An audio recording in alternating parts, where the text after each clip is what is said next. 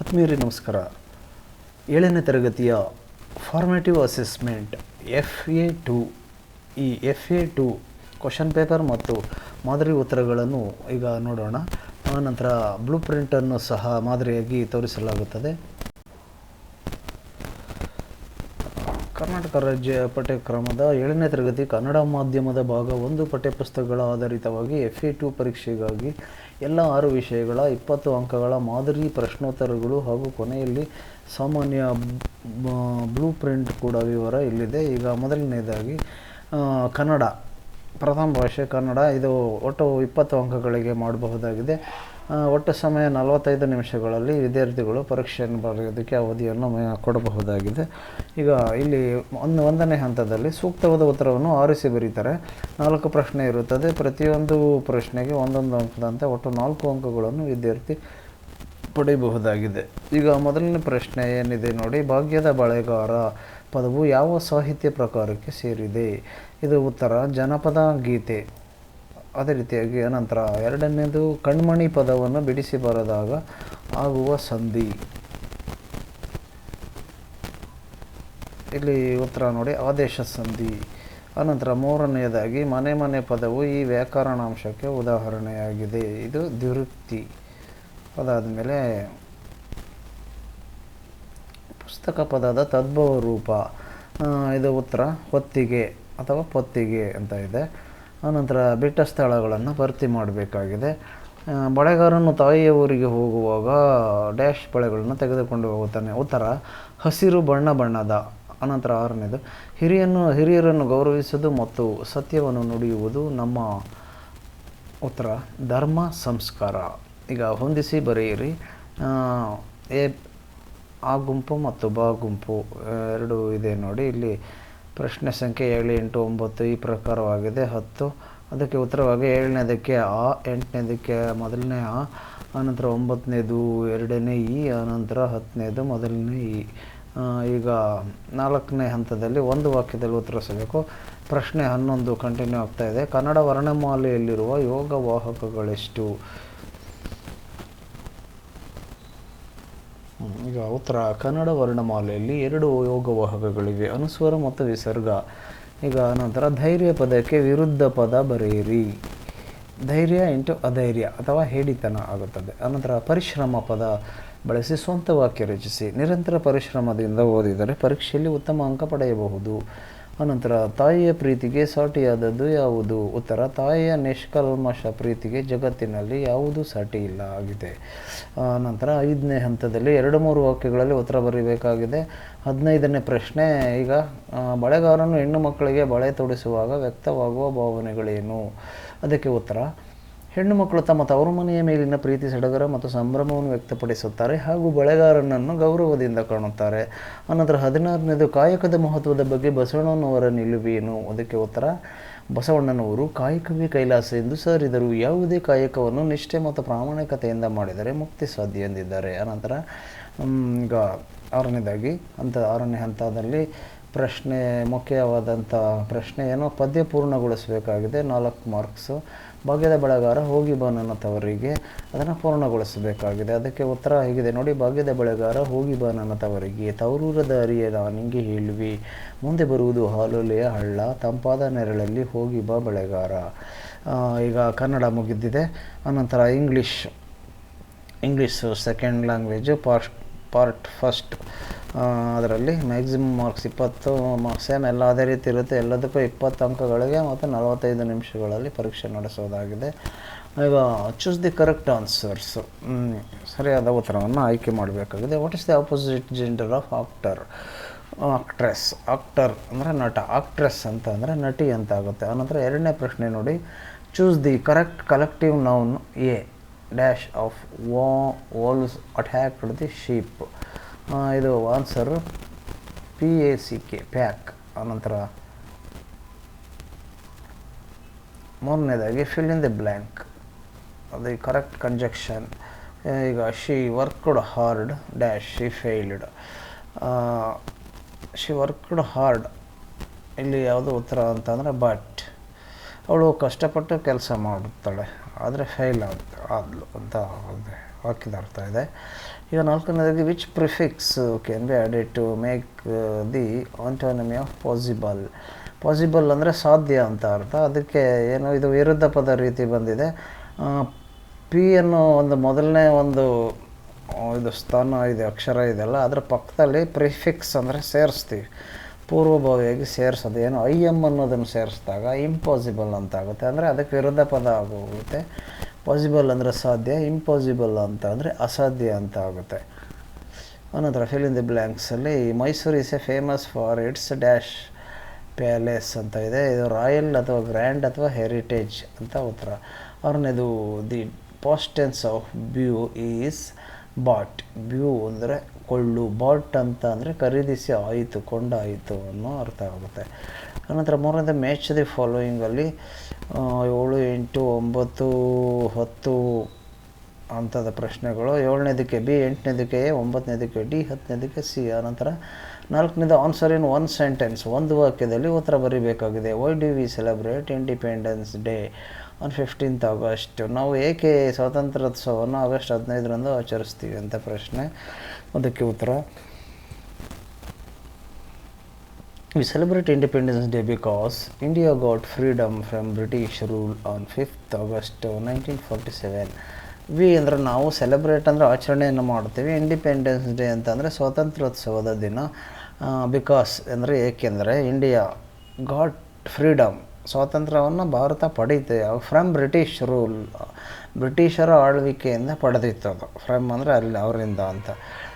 ಅವನು ಯಾವಾಗ ಅಂದರೆ 15th August 1947 ಆ ಒಂದು ದಿನಾಂಕದಲ್ಲಿ ಪಡೀತು. ಈಗ 12ನೇ ಪ್ರಶ್ನೆ, frame a meaningful sentence using courage. ಈಗ ಕರೇಜ್ ಅನ್ನೋ ಒಂದು ಪದವನ್ನು ಬಳಕೆ ಮಾಡಿ ನಾವು ಈಗ ವಾಕ್ಯವನ್ನು ರಚಿಸ್ತೀವಿ. The brave soldier fought with great courage. ಅಂದರೆ ಕರೇಜ್ ಅಂದರೆ ಧೈರ್ಯ ಅಂತ ಅರ್ಥ, ಧೈರ್ಯವಂತ ಈ ರೀತಿ. ದ ಬ್ರೇವ್ ಸೋಲ್ಜರ್ ಅಂದರೆ ಧೈರ್ಯನಾದಂತಹ ಒಬ್ಬ ಸೈನಿಕ.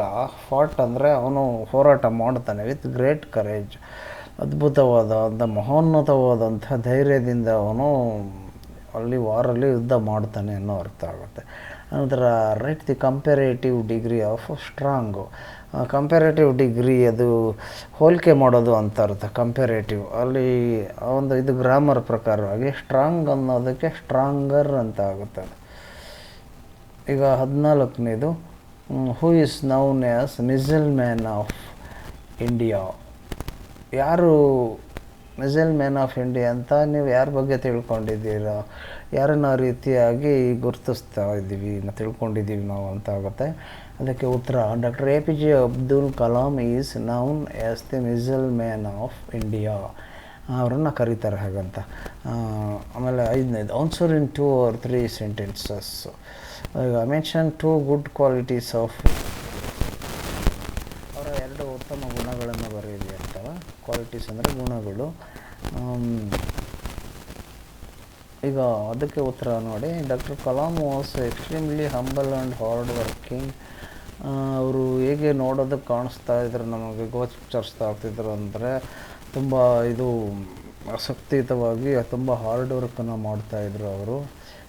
ಸ್ವಲ್ಪ ಉತ್ಸಾಹ ಕುಗ್ಗದೆ ಕೆಲಸ ಮಾಡ್ತಾ ಇರ್ತಾರೆ. ಹಾರ್ಡ್ ವರ್ಕ್ ಅಂದರೆ ಕಷ್ಟಪಟ್ಟು ಕಠಿಣ ಪರಿಶ್ರಮದಿಂದ ಕೆಲಸ ಮಾಡ್ತಿರ್ತಾರೆ ಅಂತ. ಈ ಲವ್ಡ್ ಚಿಲ್ಡ್ರನ್, ಅವರು ಮಕ್ಕಳನ್ನು ಪ್ರೀತಿಸ್ತಾ ಇರ್ತಾರೆ, ಇಷ್ಟಪಡ್ತಾರೆ ಮಕ್ಕಳನ್ನು. And inspired youth to dream big for the nation. ಮತ್ತು ಅವರು ಪ್ರಭಾವಿತವಾಗಿ ಏನು ಭಾರತಕ್ಕೋಸ್ಕರವಾಗಿ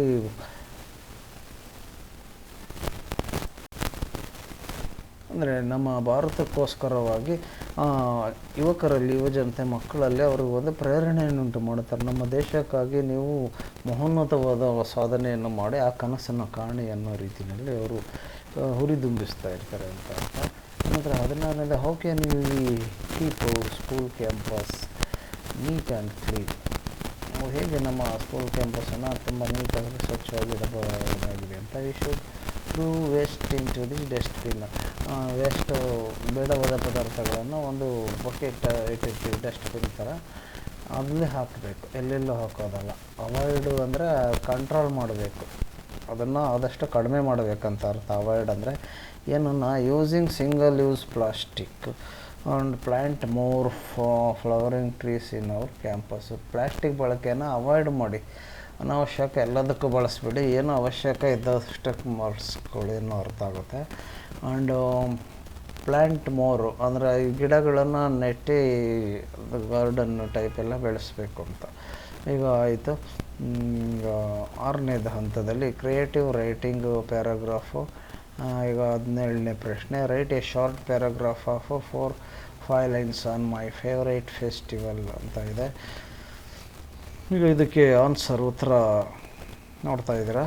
my favourite festival is Deepavali. ನನಗೆ ಇಷ್ಟವಾದಂತಹ ಹಬ್ಬ Deepavali. It is A festival of lights. ಇದು ಬೆಳಕಿನ ಹಬ್ಬವಾಗಿದೆ. ಆನ್ ದಿಸ್ ಡೇ, ಈ ಒಂದು ದಿನದಲ್ಲಿ ಏನು ವಿ ಕ್ಲೀನ್ ಅವರ್ ಹೌಸ್, ನಮ್ಮ ಮನೇನ ಸ್ವಚ್ಛಗೊಳಿಸ್ತೀವಿ. Wear new clothes. ವೇರ್ ಅಂದರೆ ತೊಟ್ಕೊಳ್ಳೋದು, ಏನು ಹೊಸ ಬಟ್ಟೆನ. ನ್ಯೂ ಕ್ಲಾತ್ಸ್ ಅಂದರೆ ಬಟ್ಟೆ, ಹೊಸ ಬಟ್ಟೆ. And light mud lamps diyas. Bulb ದೀಪಗಳು ಬೆಳಗ್ತಾ ಇರ್ತವೆ. We share sweets with our friends and relatives and pray for happiness and prosperous. ಸಿಹಿಯನ್ನು ಹಂಚಿ ಎಲ್ಲರಿಗೂ ಸಂತೋಷ ಮತ್ತು ಹರ್ಷದಾಯಕವಾದ ಜೀವನ ದೊರಕಲಿ ಅಂತ ಪ್ರಾರ್ಥಿಸಲಾಗುತ್ತದೆ. ಇದಾಗಿದೆ. ಈಗ ಇಂಗ್ಲೀಷ್ ಮುಗೀತು. ಈಗ ಹಿಂದಿ ತೃತೀಯ ಭಾಷೆ ಹಿಂದಿಯನ್ನು ನೀವು ಇಲ್ಲಿ ನೋಡ್ತಾ ಇದ್ದೀರಾ. ಪ್ರಶ್ನೆಗಳು ಅದೇ ರೀತಿಯಾಗಿ ಮೇಲೆ ಹೇಳಿದಂತೆ ಉತ್ತರ, ಸಮಯ ಎಲ್ಲ ಅದೇ ರೀತಿಯಾಗಿರುತ್ತೆ. ಇಲ್ಲಿ ಪ್ರಶ್ನೆ ಹಾಗೂ ಉತ್ತರಗಳನ್ನು ವೀಕ್ಷಿಸ್ತಾ ಇದ್ದೀರಾ.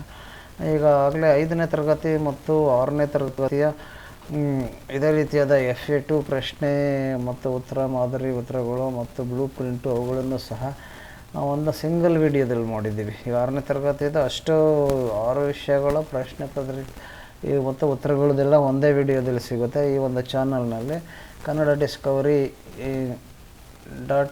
.YouTube ಇನ್ ಕರ್ನಾಟಕ ಅಂತ ಟೈಪ್ ಮಾಡಿದ್ರೆ ಆಯಿತು, ಅಥವಾ ಇಲ್ಲಿ ಚಾನಲ್ನಲ್ಲಿ ನಮ್ಮ ಚಾನಲ್ ಸಬ್ಸ್ಕ್ರೈಬ್ ಆಗಿ ಕಾಣಿಸ್ಕೊಳ್ತಾ ಇರ್ತವೆ. ಅಲ್ಲಿ ನೀವು ನೋಡಬಹುದಾಗಿದೆ. 1ರಿಂದ 10ನೇ ತರಗತಿಯವರೆಗೂ ವಿವಿಧ ಪರೀಕ್ಷೆಗಳ ಮಾದರಿ ಪ್ರಶ್ನೆ ಪತ್ರಿಕೆಗಳು ಎಲ್ಲವನ್ನೂ ಈ ಚಾನಲ್ ಮುಖಾಂತರವಾಗಿ ತರ್ತಾ ಇರ್ತೀವಿ. ಹಾಗಾಗಿ ಅವುಗಳನ್ನು ನೀವು ಪಡೆಯಲು ಸಬ್ಸ್ಕ್ರೈಬ್ ಆಗಿ ಹಾಗೂ ಮರೆಯದೆ ಇವಾಗಲೇ ಒಂದು ಲೈಕ್ ಮಾಡಿ ಮತ್ತು ಈ ವಿಡಿಯೋನ ಹೆಚ್ಚೆಚ್ಚು ಶೇರ್ ಮಾಡ್ತಾರೆ. ಈಗ ನೋಡಿ, ಮ್ಯಾಥ್ಸ್ ಒಂದು ಗಣಿತ, ಇದರಲ್ಲಿ FA2 ಪರೀಕ್ಷೆಗಾಗಿ ನಾವು ಅದೇ ರೀತಿ ಅಂಕ 20, ಸಮಯ 45 ನಿಮಿಷಗಳು. ಈಗ ಸೂಕ್ತವಾದ ಉತ್ತರವನ್ನು ಆರಿಸಿ ಬರೆಯಿರಿ ಅಂತ ಇದೆ. ಇಲ್ಲ 1ನೇ ಪ್ರಶ್ನೆಗೆ ಇದು ಉತ್ತರ 13 ಆಗಿದೆ. ಅನಂತರ ಅದೇ ರೀತಿಯಾಗಿ 2ನೇ ಪ್ರಶ್ನೆಗೆ ಉತ್ತರ 6/35. 3ನೇ ಪ್ರಶ್ನೆ ಹೀಗಿದೆ ನೋಡಿ, ಅದಕ್ಕೆ ಉತ್ತರ 90 ಡಿಗ್ರಿ. ಆ ರೀತಿ 4ನೇದಕ್ಕೆ 0.08. ಅನಂತರ ಬಿಟ್ಟ ಸ್ಥಳ ಭರ್ತಿ ಮಾಡಿ. ತ್ರಿಭುಜದ 3 ಒಳಕೋನಗಳ ಮೊತ್ತ ಡ್ಯಾಶ್ ಆಗಿರುತ್ತದೆ 180. ಯಾವುದೇ ಪೂರ್ಣಾಂಕವನ್ನು 1ರಿಂದ ಗುಣಿಸಿದಾಗ ಅದರ ಡ್ಯಾಶ್ ದೊರೆಯುತ್ತದೆ ಉತ್ತರ. ಅದಕ್ಕೆ ಸಂಕಲನದ ವಿಲೋಮ ಆಡಿಟಿವ್ ಇನ್ವರ್ಸ್ ಚಿಹ್ನೆ ಬದಲಾಗುತ್ತದೆ. ಈಗ ಹೊಂದಿಸಿ ಬರೆಯಿರಿ. ಇದಕ್ಕೆ 2 ಗುಂಪು ಎಡಬಲದಲ್ಲಿ ನೋಡ್ತಾ ಇದ್ದೀರಾ. 7, 8, 9, 10. ಉತ್ತರ 7ನೇದಕ್ಕೆ 2ನೇ ಆ, 8ನೇದಕ್ಕೆ 1ನೇ ಆ, 9ನೇದಕ್ಕೆ 2ನೇ ಇ, 10ನೇದಕ್ಕೆ ಈ 1ನೇ ಇ. ಈಗ ಕೆಳಗಿನ ಲೆಕ್ಕಗಳನ್ನು ಮಾಡಬೇಕಾಗಿದೆ. ಇದು ಸಂಕ್ಷೇಪಿಸಿ ಅಂತ ಇದೆ ನೋಡಿ. ಅದಕ್ಕೆ ಉತ್ತರ -5. ಭಿನ್ನರಾಶಿಯನ್ನು ಕೂಡಿ ಅಂತ ಇದೆ. 2/7 ಇದೆ, ಪ್ಲಸ್ 3/7 ಇದೆ. ಇದಕ್ಕೆ ಉತ್ತರ ಹೀಗಿದೆ ನೋಡಿ, 2 + 3/7 = 5/7. ನಂತರ 13 ದಶಮಾಂಶ ರೂಪಕ್ಕೆ ತನ್ನಿ. 3/100 ಇದೆ. ಉತ್ತರ 0.03. ಆನಂತರ 14ನೇ ಪ್ರಶ್ನೆ, 65 ಡಿಗ್ರಿ ಕೋನದ ಪೂರಕ ಕೋನವನ್ನು ಕಾಂಪ್ಲಿಮೆಂಟರಿ ಆ್ಯಂಗಲ್ ಕಂಡು ಹಿಡಿಯಬೇಕಾಗಿದೆ. ಅದಕ್ಕೆ ಉತ್ತರ 90 ಡಿಗ್ರಿ - 65 ಡಿಗ್ರಿ = 25 ಡಿಗ್ರಿ. 5ನೇದೀಗ ಸಮಸ್ಯೆಗಳನ್ನು ಬಿಡಿಸಿ. 2 × 2 = 4. ಎರಡೆರಡಲಿ 4 ಗುಣಾಕಾರ ಪ್ರಕಾರವಾಗಿ.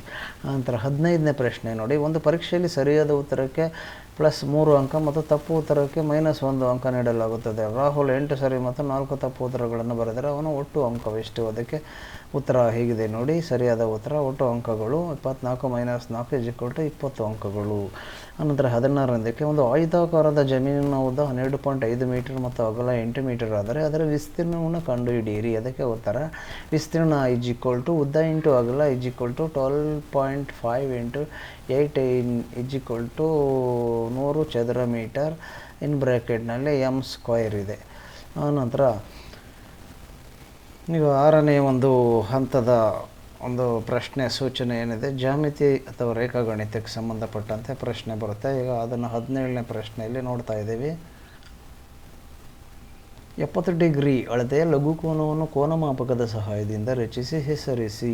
ಅದಕ್ಕೆ ಶೃಂಗಾಭಿಮುಖ ಕೋನಗಳು, ವರ್ಟಿಕಲಿ ಆಪೋಸಿಟ್ ಆ್ಯಂಗಲ್ಸ್ ಯಾವಾಗಲೂ ಪರಸ್ಪರ ಆಗಿರುತ್ತೆ. ಉತ್ತರ 70 ಡಿಗ್ರಿ ಅಳತೆಯ ಕೋನವನ್ನು ರಚಿಸಿ ಕೋನ ಎ ಬಿ ಸಿ = 70 ಡಿಗ್ರಿಯಿಂದ ಹೆಸರಿಸಿದ 3 ಅಂಕಗಳು. ಖಾಲಿ ಜಾಗಕ್ಕೆ ಉತ್ತರ ಸಮ ಈಕ್ವಲ್ 1 ಅಂಕ. ಕನ್ನಡ ಸೈನ್ಸ್ ಪಾರ್ಟ್ ಈಗ ಗಣಿತ ಮುಗಿದಿದೆ. ಪಾರ್ಟ್ 1 ಸೈನ್ಸ್ ವಿಜ್ಞಾನ ಭಾಗ 1ರಲ್ಲಿ ಬರುವಂಥದ್ದು ಇದೆ. ಇದು FA2 ಫಾರ್ಮೇಟಿವ್ ಅಸೆಸ್ಮೆಂಟ್ ಅಂದರೆ ರೂಪಣಾತ್ಮಕ ಮೌಲ್ಯಮಾಪನ ಪರೀಕ್ಷೆ 2ರ ಬಗ್ಗೆ ಪ್ರಶ್ನೆ ಪತ್ರಿಕೆ ಮತ್ತು ಉತ್ತರವನ್ನು ನೀವು ನೋಡ್ತಾ ಇದ್ದೀರಾ. ವಿಜ್ಞಾನ 7ನೇ ತರಗತಿ. ಸಸ್ಯಗಳಲ್ಲಿ ದ್ಯುತಿಸಂಶ್ಲೇಷಣೆಯ ಮೂಲಕ ಉತ್ಪತ್ತಿಯಾಗುವ ಆಹಾರದ ರೂಪದ ಗ್ಲೂಕೋಸ್ ಅಥವಾ ಪಿಷ್ಟ, ಪ್ರೋಟೀನ್ ಈ ಥರ ಇದೆ. ಇದರಲ್ಲಿ ಉತ್ತರ ಗ್ಲೂಕೋಸ್ ಅಥವಾ ಪಿಷ್ಟ. ಮಾನವನ ಜರಣಾಂಗ ವ್ಯೂಹದಲ್ಲಿ ಅತಿ ಉದ್ದವಾದ ಭಾಗ ಸಣ್ಣ ಕರುಳು. ಉಣ್ಣೆಯನ್ನು ಉತ್ಪಾದಿಸುವ ಪ್ರಾಣಿ, ಉತ್ತರ ಕುರಿ ಅಥವಾ ಯಾಕ್.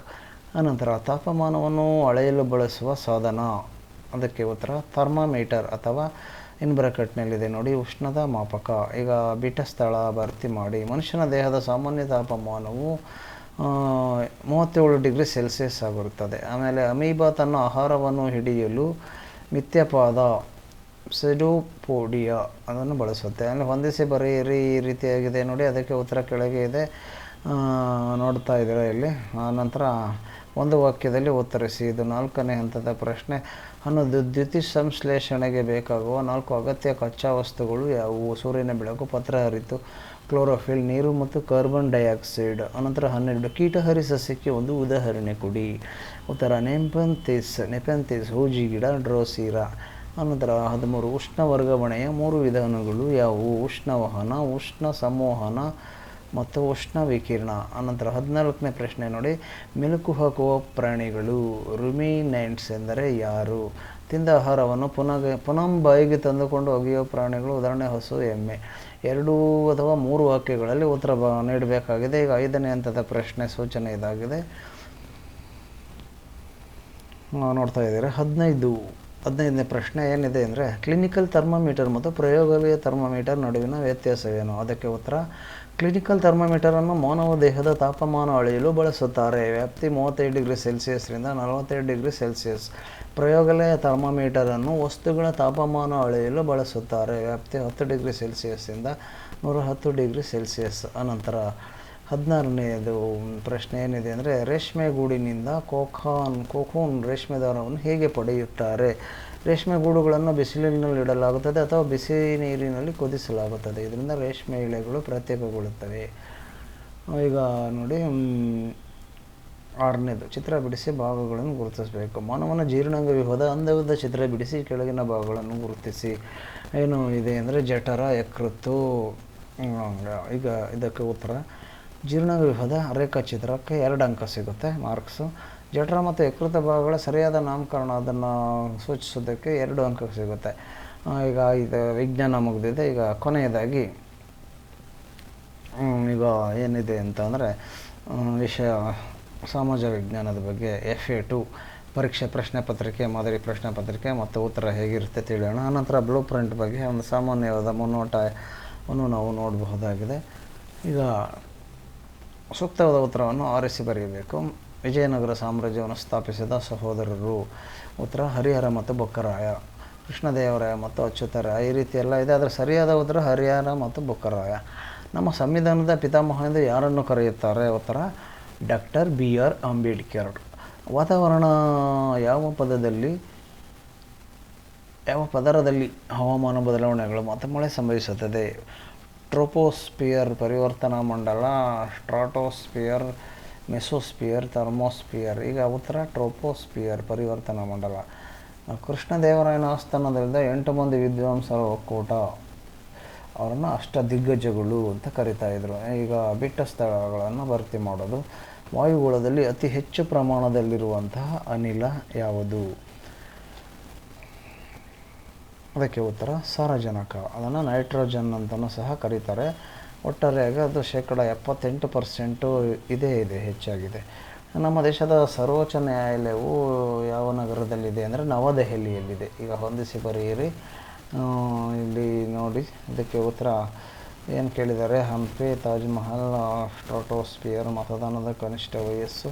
ಇದಕ್ಕೆ ಉತ್ತರ ಇಲ್ಲಿ ಸೂಚಿಸಿದ್ದಾರೆ ನೋಡಿ. ಅದಾದಮೇಲೆ ಒಂದು ವಾಕ್ಯದಲ್ಲಿ ಉತ್ತರ ಬರಬೇಕು. ಈಗ ಸಂವಿಧಾನ ಅಂದರೆ ಏನು? ದೇಶದ ಆಡಳಿತವನ್ನು ಮುನ್ನಡೆಸಲು ರಚಿಸಲಾದ ಮೂಲಭೂತ ಕಾನೂನುಗಳ ನಿಯಮಾವಳಿಯೇ ಸಂವಿಧಾನ. ಅನಂತರ 12ನೇದ ಪ್ರಶ್ನೆ ಏನಿದೆ ಅಂದರೆ, ವಿಜಯನಗರ ಸಾಮ್ರಾಜ್ಯದ ಪ್ರಸಿದ್ಧ ಅರಸ ಯಾರು? ಉತ್ತರ ಶ್ರೀಕೃಷ್ಣದೇವರಾಯ. 13ನೇ ಪ್ರಶ್ನೆ, ವಾಯುಮಂಡಲದ ಯಾವ ಪದರವು ಸೂರ್ಯನ ಅಪಾಯಕಾರಿ ನೇರಳಾತೀತ UV ಕಿರಣಗಳಿಂದ ನಮ್ಮನ್ನು ರಕ್ಷಿಸುತ್ತದೆ? ಉದಾಹರಣೆ ಓಜೋನ್ ಪದರ. ಸ್ಟ್ರಾಟೋಸ್ಫಿಯರ್ನಲ್ಲಿರುವ ಅದು ಓಜೋನ್ ಪದರ ಆಗಿದೆ. ಅನಂತರ ಮೂಲಭೂತ ಹಕ್ಕುಗಳೆಂದರೆ ಯಾವುವು?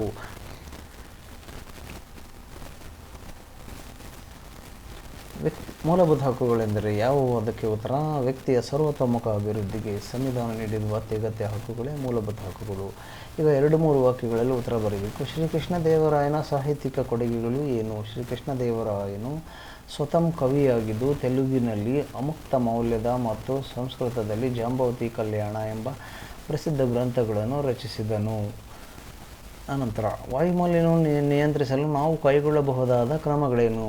ಅದಕ್ಕೆ ಉತ್ತರ ಹೆಚ್ಚು ಮರಗಿಡಗಳನ್ನು ಬೆಳೆಸುವುದು, ಸಾರ್ವಜನಿಕ ಸಾರಿಗೆಯನ್ನು ಹೆಚ್ಚಾಗಿ ಬಳಸುವುದು ಮತ್ತು ಕೈಗಾರಿಕಾ ತ್ಯಾಜ್ಯ ಹೊಗೆಯನ್ನು ಶುದ್ಧೀಕರಿಸಿ ಬಿಡುವುದು. ಈಗ 6ನೆಯ ಒಂದು ಪ್ರಶ್ನೆ ಸೂಚನೆ ಏನಿದೆ? ಕೌಶಲ ಅಥವಾ ಭೂಪಟ ರಚನೆ. 4 ಮಾರ್ಕ್ಸ್ ಇದೆ. ಭಾರತದ ಹೊರ ರೇಖಾ ನಕ್ಷೆಯನ್ನು ಬಿಡಿಸಿ ಈ ಕೆಳಗಿನ ಸ್ಥಳಗಳನ್ನು ಗುರುತಿಸಿ. ಅದು ಏನು ಕೇಳಿದರೆ ನವದೆಹಲಿ ಮತ್ತು ಅರಬ್ಬಿ ಸಮುದ್ರವನ್ನು ಕೇಳಿದ್ದಾರೆ. ಈಗ ಭಾರತದ ನಕ್ಷೆ ರಚನೆಗೆ 2 ಅಂಕ, ನವದೆಹಲಿ ಮತ್ತು ಅರಬ್ಬಿ ಸಮುದ್ರ ನಿಖರವಾಗಿ ಗುರುತಿಸೋದಕ್ಕೆ 2 ಅಂಕಗಳಂತೆ. ಎಲ್ಲ 6 ವಿಷಯಗಳಿಗೆ ಈಗ ಏನೋ ಬ್ಲೂ ಪ್ರಿಂಟ್ ಕೋಷ್ಟಕ ಅದನ್ನು ನಾವು ನೋಡ್ತಾ ಇದ್ದೀವಿ. ಕಾಮನ್ ಬ್ಲೂ ಪ್ರಿಂಟ್ ಇದನ್ನು ಬಳಸ್ಬೋದಾಗಿದೆ. ಇಲ್ಲಿ ನೋಡಿ, ಉದ್ದೇಶಗಳು, ಪ್ರಶ್ನೆಗಳ ಪ್ರಕಾರ, ಪ್ರಶ್ನೆಗಳ ಸಂಖ್ಯೆ, ನಿಗದಿತ ಅಂಕ ಇದೆ ಮೇಲ್ಭಾಗದಲ್ಲಿ. ನಂತರ ಎಡಭಾಗದಲ್ಲಿ ಜ್ಞಾನ, ತಿಳುವಳಿಕೆ, ಅನ್ವಯ, ಕೌಶಲ ಇದೆ. ಆಮೇಲೆ ಇಲ್ಲಿ ಬಹು ಆಯ್ಕೆ ಪ್ರಶ್ನೆ, ಹೊಂದಿಸಿ ಬರೆಯಿರಿ, ವಾಕ್ಯ ಪ್ರಶ್ನೆಗಳು, ರೇಖಾಗಣಿತ, ನಕ್ಷೆ, ಕಂಠಪಾಠ, ಪ್ರಬಂಧ, ಈ ರೀತಿಯಾಗಿ ಆ ವಿಷಯವರು ನಾವು ಇಲ್ಲಿ ಕೊಟ್ಕೋಬಹುದಾಗಿದೆ. ಇದು ಕಾಮನ್ ಆಗಿ 6 ಸಬ್ಜೆಕ್ಟ್ಗೆ ಅನ್ವಯವಾಗುವಂತೆ ಇದು ಇದೆ. ಇದಾಗಿತ್ತು ಇದುವರೆಗೂ ನೀವು 7ನೇ ತರಗತಿಯ ಎಲ್ಲ 6 ವಿಷಯಗಳ ಪ್ರಶ್ನೆ ಪತ್ರಿಕೆ ಮತ್ತು ಮಾದರಿ ಉತ್ತರ ಪತ್ರಿಕೆ FA1 ಫಾರ್ಮೇಟಿವ್ ಅಸೆಸ್ಮೆಂಟು ಯಾವ ರೀತಿಯಾಗಿ ಮಾದರಿಯಾಗಿದೆ, ಅದರ ಒಂದು ಮಾದರಿಯನ್ನು ಅನುಸರಿಸಿ ತಾವು ಉತ್ತಮವಾದ ಪ್ರಶ್ನೆ ಪತ್ರಿಕೆಯನ್ನು ರಚಿಸಿ ಪರೀಕ್ಷೆಯನ್ನು ನಡೆಸಬಹುದಾಗಿದೆ. ಈ ಮಾಹಿತಿಯನ್ನು ನಿಮ್ಮ ಸ್ನೇಹಿತರಿಗೆ ಹೆಚ್ಚೆಚ್ಚು ಶೇರ್ ಮಾಡ್ತಾಯಿರಿ. ತಾವೇನು ಈ ಚಾನಲ್ಗೆ ಸಬ್ಸ್ಕ್ರೈಬ್ ಆಗಿಲ್ಲ ಅಂತಂದರೆ ದಯವಿಟ್ಟು ಇವಾಗಲೇ ಸಬ್ಸ್ಕ್ರೈಬ್ ಆಗಿ, ಹಾಗೂ ಮರೆಯದೆ ಇವಾಗಲೇ ಒಂದು ಲೈಕ್ ಮಾಡಿ. 1ರಿಂದ 10ನೇ ತರಗತಿಯವರೆಗೆ ವಿವಿಧ ಪ್ರಶ್ನೆ ಪತ್ರಿಕೆಗಳು SA FA ಎಲ್ಲವೂ ಸಹ ಬರ್ತಾ ಇರ್ತವೆ ಕಾಲಕ್ಕೆ. ಹಾಗಾಗಿ ಈ ಚಾನಲ್ಗೆ ಸಬ್ಸ್ಕ್ರೈಬ್ ಆಗಿ ವೀಕ್ಷಣೆಯನ್ನು ಮಾಡ್ತಾಯಿರಿ. ಧನ್ಯವಾದಗಳು. ಮತ್ತೆ ಸಿಗೋಣ ಮುಂದಿನ ವಿಡಿಯೋದಲ್ಲಿ. Thank you.